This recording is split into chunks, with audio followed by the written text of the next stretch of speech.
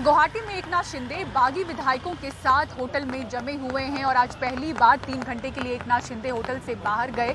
सूत्रों के मुताबिक पता चल रहा है कि वो अपनी लीगल टीम से मिलने के लिए बाहर गए थे। और इस पूरे प्रकरण में, इस पूरे मामले में बीजेपी की भूमिका क्या है, बता रहे हैं गुवाहाटी से हमारे सहयोगी रतनदीप चौधरी। असम के गुवाहाटी में सिर्फ बारिश ही नहीं हो रही है, मेरे पीछे ये जो होटल है रेडिसन ब्लू, यहाँ पे भी जो शिवसेना और उनके सहयोगी जो निर्दलीय विधायक हैं महाराष्ट्र के, उनकी भी बारिश हो रही है। एकनाथ शिंदे के खेमे में अब 38 शिवसेना के विधायक हैं और इसके साथ 9 इंडिपेंडेंट विधायक हैं और भी कुछ विधायक आने वाले हैं, ऐसा खबर है। और इस खबर के साथ और भी एक महत्वपूर्ण खबर ये है कि पिछले 3 दिन इस होटल के अंदर ही बैठ के जो पॉलिटिकल परमुटेशन और कम्बिनेशन कर रहे थे एकनाथ शिंदे, इसके बाद आज पहली बार वो बाहर निकल के आए। वो 3 घंटे के लिए होटल में नहीं थे।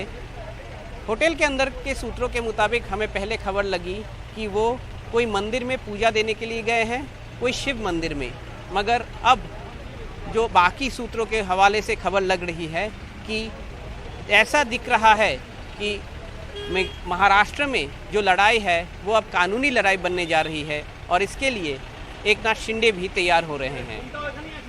हमारे जो सूत्र हैं उनके मुताबिक जो खबर लग रही है कि महाराष्ट्र से उनकी जो लीगल टीम है उसके कोई लोग आए हुए हैं, वो इस होटल में नहीं रह रहे हैं, मगर आज एकनाथ शिंदे बाहर निकल के जाने के बाद उनके साथ उन्होंने मीटिंग की।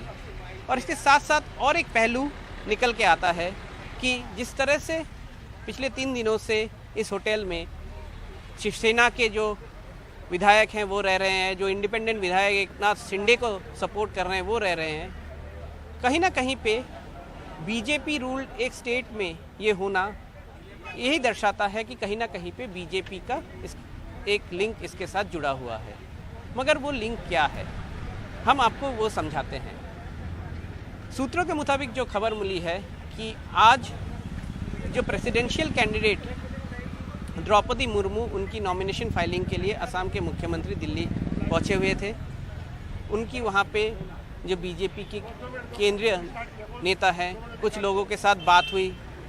एक केंद्रीय मंत्री जो कि महाराष्ट्र से हैं, उनके साथ भी बात हुई।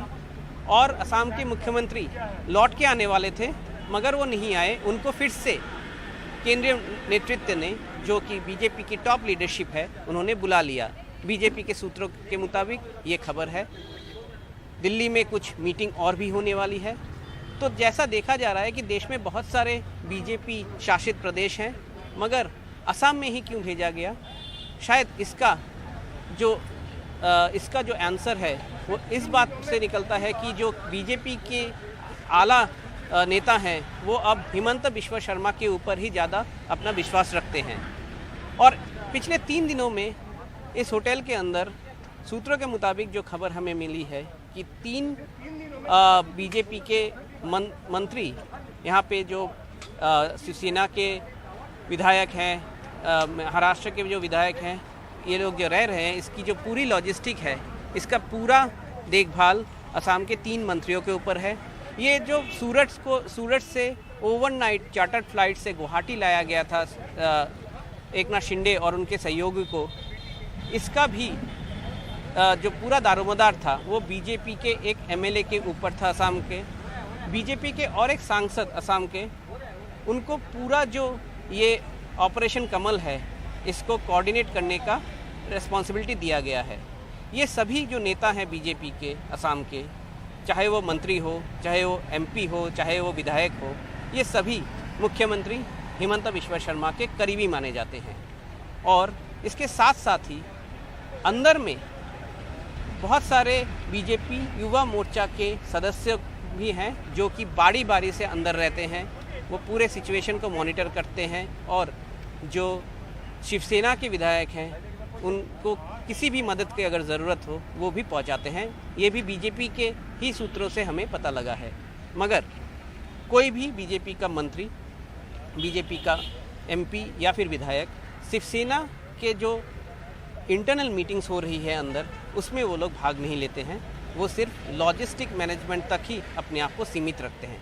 तो इसी तरह जबकि बीजेपी ने अब तक ऑफिशियली कभी भी ये नहीं कहा है कि ये जो पॉलिटिकल क्राइसिस है महाराष्ट्र में, इसके साथ बीजेपी किसी भी तरह से जुड़ी हुई है, मगर शिवसेना के जो बागी विधायक हैं एकनाथ शिंदे के साथ जो हैं, उनका असम में आना और जिस तरह से उनको यहाँ पे पूरे सिक्योरिटी के साथ रखा गया है, ये पूरा मामला इसी को ही दर्शाता है कि असम अब बीजेपी के लिए एक बहुत महत्वपूर्ण राज्य है और शायद हिमंत बिश्व शर्मा अब बीजेपी में एक बहुत बड़े नेता के रूप में उभर के आ रहे हैं।